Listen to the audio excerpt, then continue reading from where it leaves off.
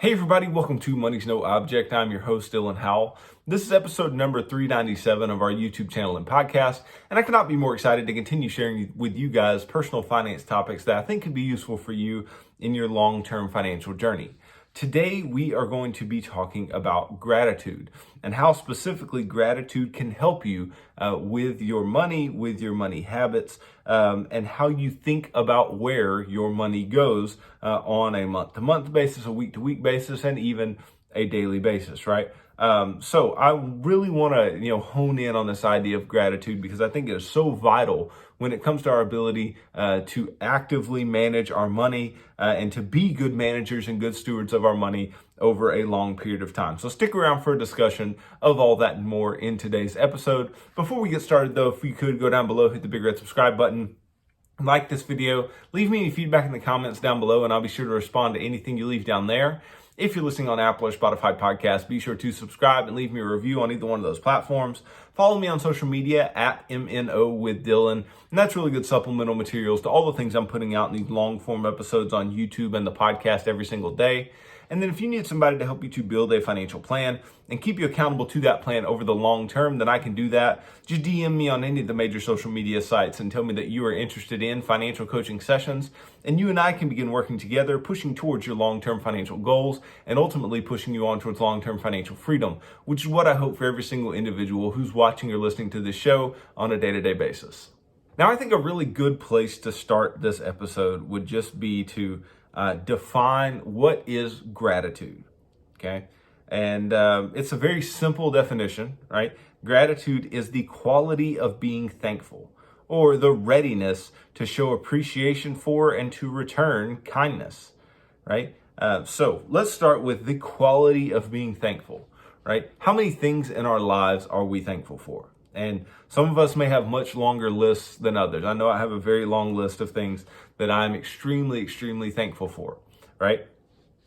And then you might just ask yourself, okay, well, if you display gratitude, if you display this quality of being thankful and you have a bunch of things that you're thankful for, how does that impact your money? Why does it matter to your money? Well, it absolutely does, right? The way that we think, our worldview, the way that we feel, our emotions, they're going to directly impact how we do things in our everyday lives, right? They're going to impact how we manage money. They're going to impact how we work. They're going to impact how we, spend our leisure time, right? They're going to impact all of those things, right? Our worldview, the way we think about life, our, beliefs, our faith is going to impact how we think about and do everything that we do. So gratitude will definitely impact what we do. Now, money is being recognized more and more as a highly emotional experience. And I think far too often we want to, categorize money as something that is extremely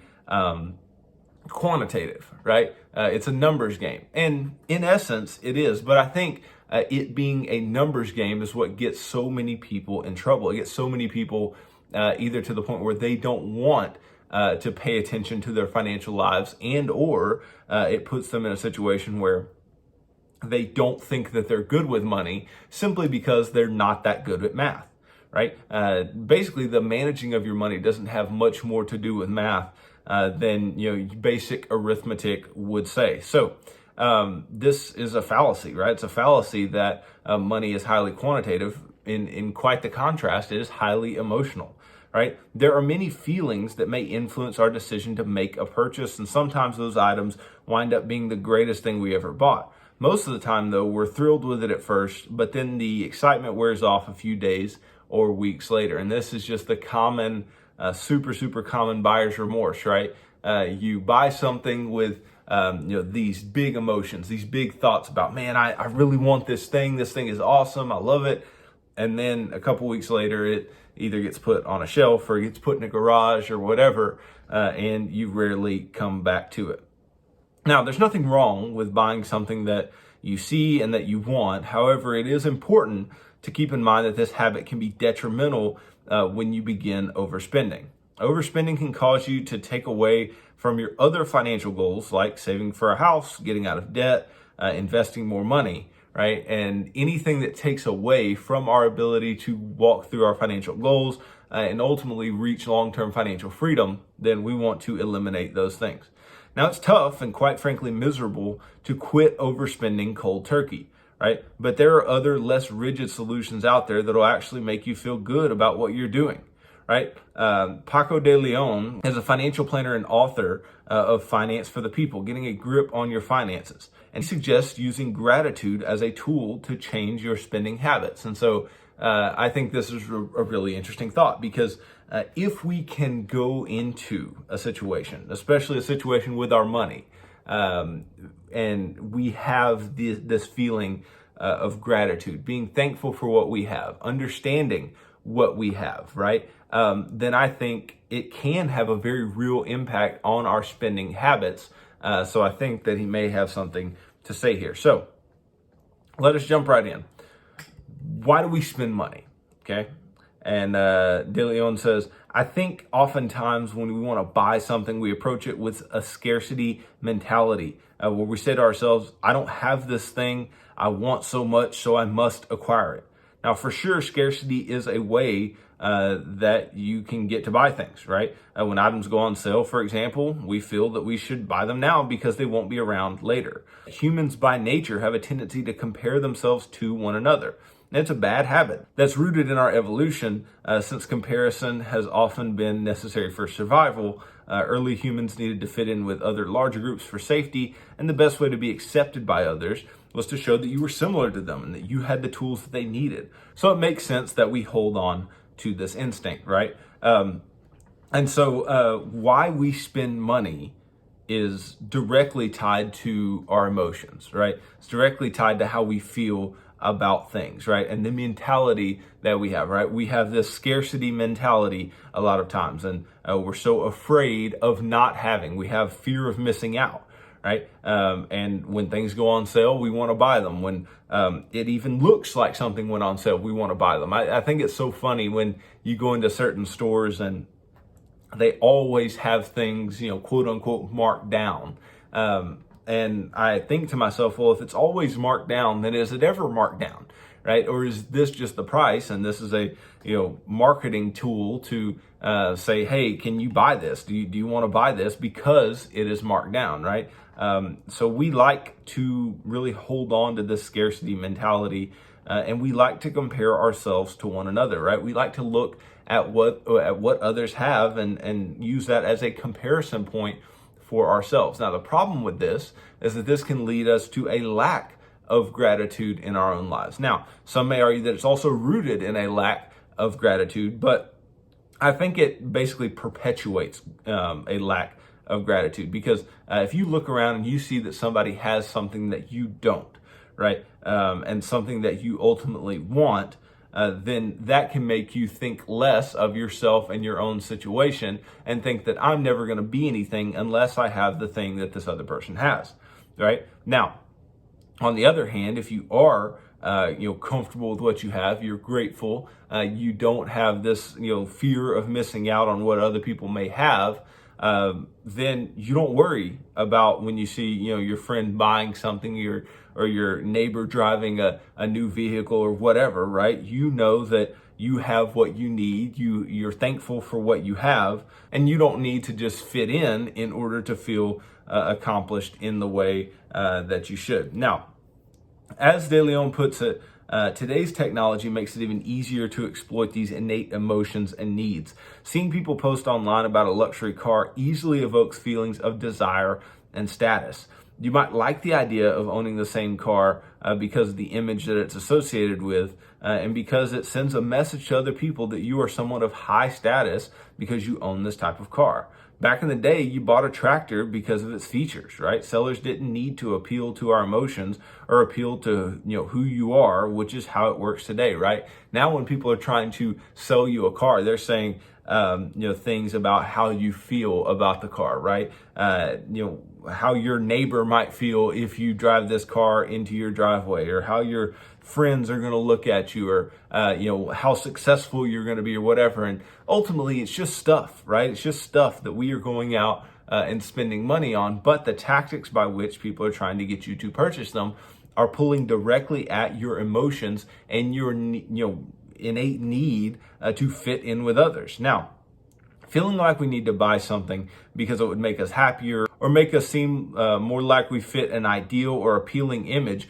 creates a lot of room for us to overspend, right? We aren't using logic or thinking through a process to find reasons why we don't actually need this thing. So it's important.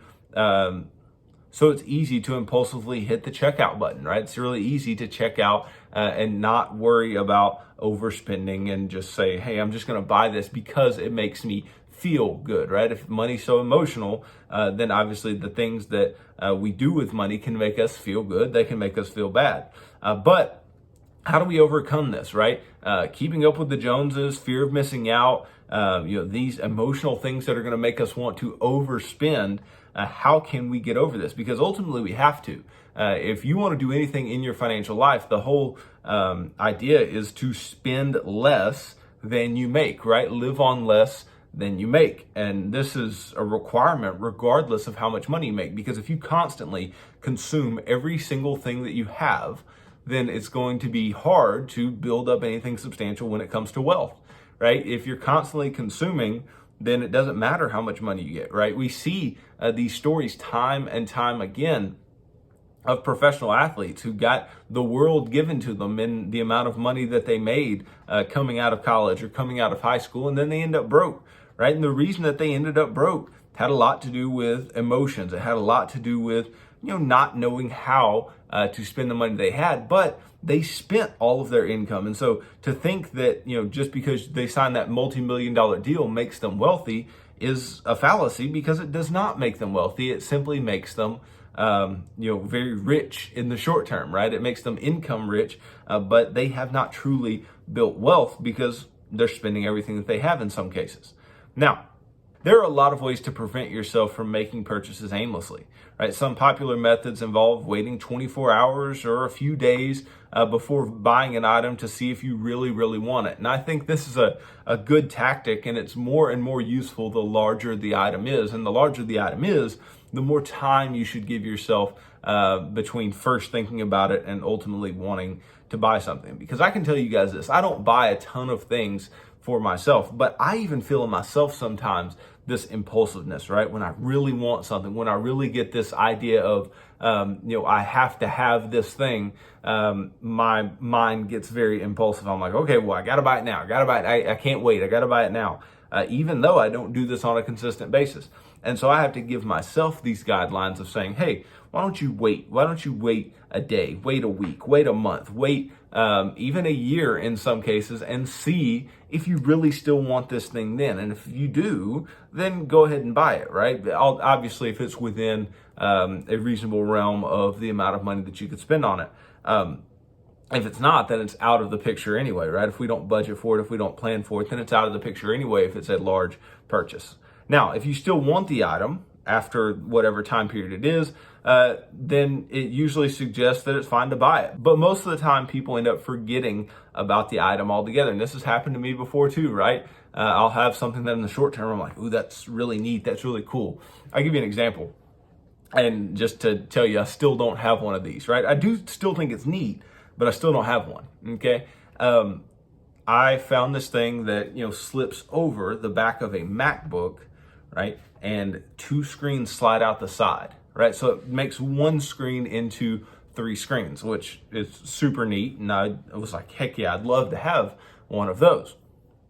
But then, I gave myself some time, and time went by and I completely forgot about it. And then I think just the other day I saw it on, my Amazon or online or something. And I'm like, oh, I totally forgot that existed. Now, do I still think it's neat? Sure. But did I want it enough or need it enough that it's constantly weighing on my mind? Absolutely not, right? So needless to say, I do not have one of those, right? But sometimes we just forget about it, and that can help us to not spend. Now, according to De Leon, practicing gratitude can play an instrumental role in preventing unnecessary spending. Right? Gratitude is the antidote because it allows you to appreciate what you have right now, and it helps you eliminate those feelings of lack. Appreciating what you currently have can help you avoid lifestyle creep which is the tendency to buy bigger, nicer, newer, and oftentimes more expensive items as your income increases. Kind of like buying that fancy new car after you get a raise, or even though the car you currently have still runs perfectly fine, then you're going to buy that car anyway, right? If you appreciate what you have, then you'll feel no need to just jump right into buying new things, and you'll feel no need to constantly get the newest and the nicest and the best, right? I'll give you some examples of this, and there's some of the most common examples there are out there. Vehicles. Vehicles are some of the most common examples, and that's why that they use it here, because new cars are something that people see. People see you driving around in whatever it is that you have, and so people want it to be the nicest thing. They want that to be their luxury symbol. Also, people always want the nicest and newest phone, right? Have you noticed that there are people who they don't care if their phone still works? They need the newest one. They need the nicest one. They need the best one, even though they don't at all need the newest, nicest, or best one, right? And I can even think about places that people live, right? They see it as a status symbol. They see it as something that, hey, if I can afford it, quote unquote, right? Meaning if I can afford the payment on it, then I want to buy it, or I want to live in it. All right. So people who don't need to buy this much of an apartment, or buy this much of a house, will go and do so simply for the optics, right? But appreciating what you currently have can help you to not need to do those things, right? Why do you need the biggest and baddest and nicest house that you can't really afford if it doesn't ultimately make you happy? It doesn't ultimately make you feel better, right? It just creeps up the lifestyle over time. I think a lot about people who are young, right? And maybe my age, maybe younger, who they go out and they buy a lot of things on debt very, very early, right? Very nice things. And then I think to myself, okay, maybe they make the payments on those. Maybe they don't get into financial trouble, right? God willing, hopefully that they don't get into financial trouble. Well, even if they don't, then what's next, right? You bought all these nice things, all these new things, all these good looking things. Well, what's next, right? I'm going to guess that you're not going to stay in that same house forever or want to. I'm going to guess that you don't want to drive those same cars forever, right? I'm just going to guess that that's going to be the case. So what's going to happen? Lifestyle creep. And so if you start at a high bar initially, and then you just continue creeping up and up more on the ladder of lifestyle, then things are going to get really expensive over a long period of time. And all of that just stems from a lack of gratitude. It stems from a lack of being appreciative for what you currently have. Now, you might practice gratitude by thinking back to how you felt when you first purchased whatever you have right now, your current car, your current house, your current whatever, right? Now, maybe you'll remember pulling extra shifts and working holidays to save enough to buy it. And when you finally made the purchase, you were extremely proud of your accomplishment. Thinking back to these positive feelings can help you appreciate your current vehicle, your current item, whatever it is, more, so you feel less like you need a newer, more expensive one. And this is a great thought process, right? We need to be thoughtful about what got us to where we are. Because I think a lot of people forget. You forget the work that you had to do to get where you are. You forget, all the time and the money that was spent getting you to where you currently are financially. And so when you forget that, then you look up and you go, oh, well, it's very easy to fall into this place where you can overspend and, and where you can buy things that you don't need with money that you don't have, right? And you just go deeper and deeper in debt. And there's just no reason, right? There's no reason to do all that when you could just simply think, hey, I worked real hard to get what I have. I'm happy with what I have. Now, there are many ways to practice gratitude, and there's no right or wrong way to do so, right? An article from Positive Psychology suggests journaling, creating a gratitude box, letter writing, and more, right? I think journaling is very interesting, right? Because, I say all the time to, I teach, college students, I say all the time to them, if you're not taking notes, then how are you going to remember, right? I know some people are auditory learners, and even I myself like to sit and listen, right? But when I write things down, I just remember them differently, right? I just remember them in a more intense way, right? So writing down how you feel about your money and the things that you want and why you want them and things like that can really create a lot of clarity in your financial life, and make it to where the way that you think about a particular item, a particular purchase or whatever, becomes very clear in your own mind, and you can better reconcile whether you should be purchasing that thing or not. Now, having a gratitude practice only costs you the time it takes to do it, right? The only way that you'll know the impact is to try it for yourself. And that's really, and that's really half the battle. Really half the battle is trying, right? It's trying new things, trying to see how you actually feel about something, and not just jumping into a particular purchase headlong. Now, it's not to say that you should stop buying new things altogether. I am not at all advocating for not buying new things. That's not what I'm getting at, right? What I'm getting at is that there are people, and I mean, just tons of people, who buy things that they cannot afford, right? They buy things that are too expensive for them, or they buy things using debt where there was no reason. There was no reason to take on debt in order to purchase whatever the thing was. Right? And then they have regrets because they know that they didn't need that thing in the first place. Then they're frustrated. They're frustrated with the whole idea because they're like, I shouldn't have done this, but now I can't get out of it, or now there's no reason to get out of it. I feel boxed in or whatever, right? And so I'm not saying that you shouldn't buy new things. I'm just saying you should be thoughtful about buying new things, and you should really put a lot of time, a lot of emotion into exactly what buying this new thing would, do. What would it do for you? What would it take from you? Because in some cases, a lot of cases, buying new things takes more from you than it gives to you. And I think about this all the time. We'll go back to the car example. And when you're thinking about vehicles, I mean, what really are you gaining by buying a new one, right? And I'm saying buying a new one when I'm saying, like, let's say your car's got 80,000 miles on it. There's nothing wrong with it. It's perfectly fine for an 80,000 mile car that's a few years old or whatever. But you want a brand new one.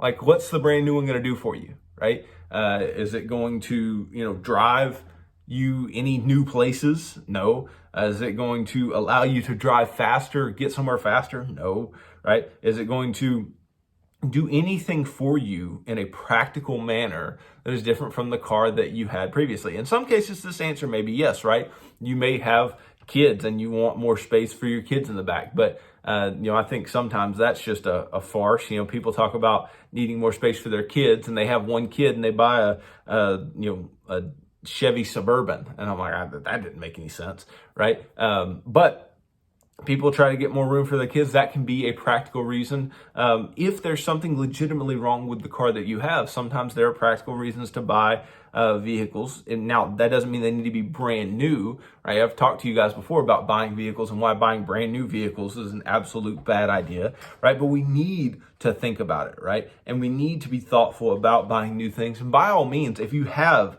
the money to do so, right, and you're doing so out of a clear conscience and a clear mind, then by all means, buy things that you want to buy, right? But don't buy them for no reason, right? And don't buy them based on the fact that you are fearing that somebody else will have nicer things than you, or be better off than you. And it's just so easy to fall into this keeping up with the Jones, fear of missing out mindset. For anybody, for myself, for anyone, right? I can sit here and teach you about it all day long, but I'm not going to be sitting here and lying to you and saying that, I don't have some of the same thoughts, but I just have to have these mechanisms in place, right? These thought processes in place, these actions that I've taken in the past in place, to where I don't act or react in a negative way based on some of these emotional responses that I can have. Now, you need to make sure that you are thoughtful about making purchases, right?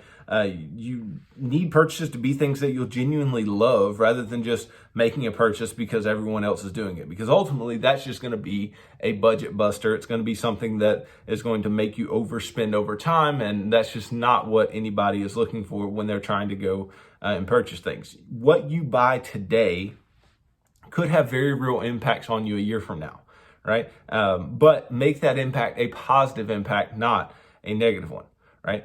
And you need to make sure, undoubtedly, that you create space for wants, right? Above just your needs. Now, there are different times in your financial life and in like the financial action plan that I lay out for you guys, that wants and needs can be highlighted. For instance, right? When you're early on in the financial action plan and you don't have an emergency fund and you're just starting to budget and you have debt outstanding and all these types of things, right? You need to focus on your needs. You don't need to focus on a bunch of things that you want, right? You need to focus on your needs and specifically getting to a place where your financial foundation is well laid, right? But once you've got all your debt paid off, you have an emergency fund, you're investing, all these types of things, then wants can really be a big part of what you end up spending money on. And that is okay, right? But again, we need to create space for this, because if we don't create space for our wants, sometimes it'll just bubble over, our emotions will, and we'll just, go hog wild on buying all the wants that we want all at once, right? So you need to budget for these things, and especially if you're married, and talk through these things with your spouse, and really be thoughtful about, hey, what do you want? Not just what do we need, but what do you want? Why do you want it? And will it be reasonable for us to buy the things that we want? Because it's still good to buy things that you want with money that you have. But the problem is buying things that you want in the short term because you want to impress somebody with money that you don't have. And that becomes the really big problem. Now, you might consider opening another account, right? Just for money that you're socking away to buy certain wants in your life, which can be an awesome use of a particular bank account. Now, this way you can spend whatever's in that account without imposing some rigid, miserable rules on yourself and how you're allowed to spend money, right? And I think, again, this can be a very useful thing. Or, if you have the proclivity or the slant to, take all your extra money and end up spending it at Chipotle, or, spending it eating out, or doing some type of just dumb, frivolous thing and wasting the extra money that you have some automatic transactions come out of your bank account into a fund like this, a sinking fund, as I would call it, right? Where you're putting money away systematically for something or some things that you're going to purchase, and then ultimately build up that money over time and then purchase whatever it is that you want out of that account, right? There are several different places where you can do this in a very effective way, banks, financial institutions that allow you to do this. Now, the bottom line in all this is this. Our emotions play a big role in the way that we spend our money, right? While it's nice to buy something you really want, overspending can get in the way of our other financial goals, right? Plus, oftentimes we may buy an attractive product and be excited about it at first, but the thrill quickly wears off and we no longer need it. Practicing gratitude is one of the many strategies for overcoming the urge to spend frivolously. Gratitude practices are not one size fits all, and it may take some time for you to find the practice that works best for you, right? However, having a practice only costs the time that it takes to do it, right? So whether your gratitude practice is prayer, or reading the Bible, or simply journaling, or spending some time writing to your future self, or venting to somebody else, talking to somebody else, counseling, whatever it is, right? No matter what it is, you need to find what works correctly for you, and understand that only from a place of gratitude can we be good stewards of our finances. And you're going to vary in levels of gratitude over time, but having that grounding, having that rooting in gratitude, in being thankful for what you have, is going to make it where you can live a more fulfilled financial life. You won't need as much, and ultimately you won't spend as much either. So thanks for watching this video. If you could go down below, hit the big red subscribe button, like this video, leave me any feedback in the comments down below, and I'll be sure to respond to anything you leave down there. If you're listening on Apple or Spotify podcasts, be sure to subscribe and leave me a review on either one of those platforms. Follow me on social media at MNO with Dylan, and that's really good supplemental materials to all the things I'm putting out in these long form episodes on YouTube and the podcast every single day. Then if you need somebody to help you to build a financial plan and keep you accountable to that plan over the long term, then I can do that. just DM me on any of the major social media sites and tell me that you are interested in financial coaching sessions, and you and I can begin working together, pushing towards your long-term financial goals and ultimately pushing you on towards long-term financial freedom, which is what I hope for every single individual who's watching or listening to this show on a day-to-day basis. So tune in tomorrow as I continue talking about personal finance topics that I think could be useful for you in your long-term financial journey. So thanks for tuning into this episode of Money's No Object. I'm your host, Dylan Howell. God bless.